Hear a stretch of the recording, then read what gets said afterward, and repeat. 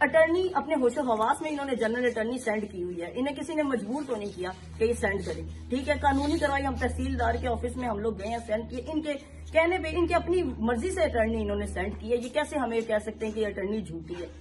میرے پاس affidavit letter ہے، انہوں نے خود مجھے دبئی بلایا تھا اپنے بیٹے کو اب ان کی وائف کو دینے کے لیے، ٹھیک ہے، اب یہ کہہ رہے ہیں جو میرے بچوں کی کفالت کیسے کر سکتے ہیں جب یہ اپنے بچوں کی خود کفالت نہیں کر سکتے؟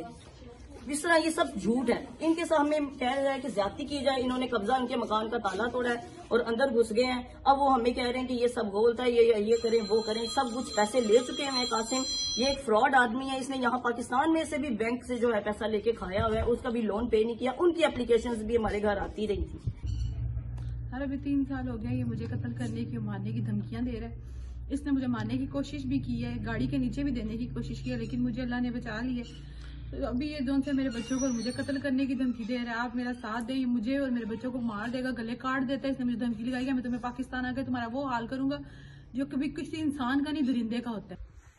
اور پاپا جھوٹ بولتے ہیں کہ پھپھو نے ہمیں اغوا کیا، پاپا ہمیں پھپھو کے پاس خود چھوڑ کر گئے تھے، اور یہ ایفیڈیوٹ بھی ہے، یہ پھپھو لائی تھی پاپا کے پاس سے علی کو ماما کے پاس، اس کے اوپر لکھا ہوا بھی ہے، وہ علی سے بھی تنگ آ گئے تھے، اس لیے انہوں نے علی کو بھی یہاں ہی بھیج دیا، وہ ہم میں سے کسی کو رکھنا نہیں چاہتے، وہ ابھی بھی مکان وغیرہ کے پیچھے ہی آئے ہیں، وہ بھی ہماری وجہ سے نہیں آئے ہیں، ان کو ہم سے کوئی مسئلہ نہیں ہے، بس وہ ہمارا بیچ میں بہانہ ڈال رہے ہیں۔ جی بالکل ایسا ہے کہ میں اس وقت موجود ہوں جیلم کے اندر۔ کل ہم نے اپنی ناظرین کے سامنے ایک اوورسیز پاکستانی کی کہانی رکھی کہ اس پر یہاں پر جو پاکستانی ہیں انہوں نے ظلم کیا، تو یہاں پر اس کہانی کے بعد اب اس کہانی نے ایک نیا رخ ہے جو اختیار کیا ہے۔ یہاں پر وہ اب شخصیات ہمارے ساتھ موجود ہے جن کے نام پر ایک مکان ہے جو رجسٹری ہو چکی ہے، اور دوسرا جو انہوں نے ایک مطالبہ کیا تھا کہ بچوں سے ملوایا جائے، جبکہ ان کی جو سابقہ اہلیہ ہیں انہوں نے بچے ملوانے سے صاف طور پر انکار کر دیا ہے۔ تو یہ صورتحال اب پیدا ہو چکی ہے کہ پولیس ہے جو اس وقت بالکل درمیان میں آ چکی ہے، پولیس اپنا کردار تو ادا کر رہی ہے، لیکن دونوں فریقین کے جو بیانات ہیں تاحال ابھی تک وہ قلم بند نہیں ہو سکے ہیں، جس وجہ سے دونوں فریقین ہیں جو اس وقت پریشان ہیں۔ لیکن اب جو اس وقت اس مکان کے مالک ہیں، راجہ شیراز نام ہے ان کا، وہ ہمارے ساتھ موجود ہیں، ان سے بات کریں گے اور جانیں گے کہ ان کا کیا موقف ہے، کس طرح سے انہوں نے مکان حاصل کیا، اور اب کون لوگ ہیں جو اس مکان پر قبضہ کر کے بیٹھے ہوئے ہیں۔ جی بتائیے گا کہ آپ کیا کہتے ہیں، آپ نے کل ایک پارٹی آپ کے سامنے ان کا موقف ہے، آپ کیا کہتے ہیں؟ السلام علیکم۔ پہلے تو یہ ہے کہ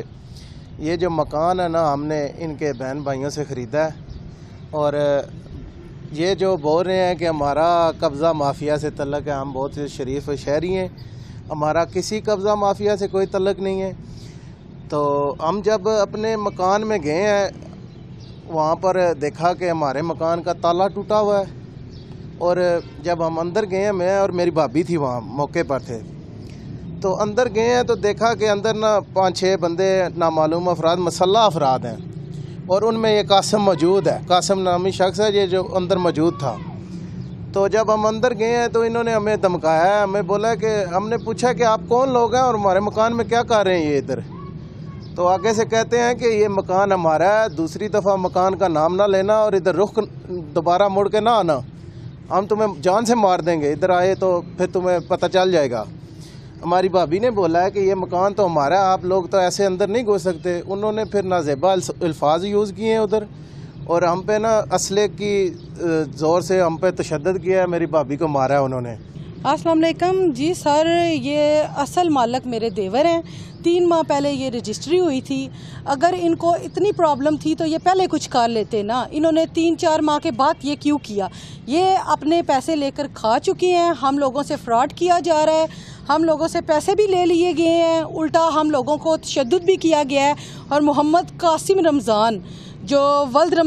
محمد رمضان نے مجھ پہ ہاتھ اٹھایا ہے، ٹھیک ہے، محلے والوں نے بھی دیکھا ہے، ٹھیک ہے، میرے دیور ادھر موجود تھے، ان کے اپنے بھائی بھی ادھر موجود تھے جنہوں نے دیکھا ہے کہ انہوں نے میرے پہ تشدد کیا ہے اور مجھے ذلیل و خوار کیا ہے اور نازیبا الفاظ میرے بارے میں کہے ہیں، اور جو لوگ انہوں نے اندر بٹھائے ہوئے تھے انہوں نے میرے اوپر بندوقیں تانی ہیں اور مجھے کہا ہے کہ تمہیں اور تمہارے بچوں کو ہم مار ڈالیں گے دوبارہ تم اس گھر کی طرف آئی تو۔ جی بالکل، دیکھیں جی انصاف ہے جو دیا جائے، کیونکہ ان کا کہنا ہے کہ جو اوورسیز پاکستانی جن کا کل واضح طور پر ہم نے بیان بھی جو چلایا تھا، ان کا یہ کہنا ہے کہ یہ اوورسیز پاکستانی ہیں جنہوں نے اپنا مکان 50 لاکھ روپے میں بیچ چکے ہیں یہ. اب بیچنے کے بعد دوبارہ جب پاکستان آئے ہیں تو اسی مکان پر پھر بھی یہ بیٹھ چکے ہیں، جبکہ انہوں نے یہ ڈکلیئر کیا تھا کہ یہ قبضہ مافیا ہے، جبکہ ان کا یہ کہنا ہے کہ وہ قبضہ مافیا ہیں، بندوقیں ان کے پاس ہیں، اسلحہ ان کے پاس ہے، اسلحے کے زور پر انہوں نے مکان پر قبضہ کیا ہے اور ایک خاتون پر تشدد بھی کیا ہے. اب یہ ان کا مطالبہ ہے وزیر اعظم پاکستان، وزیر اعلیٰ پنجاب اور آئی جی پنجاب سے کہ ڈی پی او جیلم کو احکامات جاری کیے جائیں کہ شفاف انکوائری کرنے کے بعد میرٹ پر فیصلہ کیا جائے تاکہ انصاف کے تقاضے جو پورے ہو سکیں. جی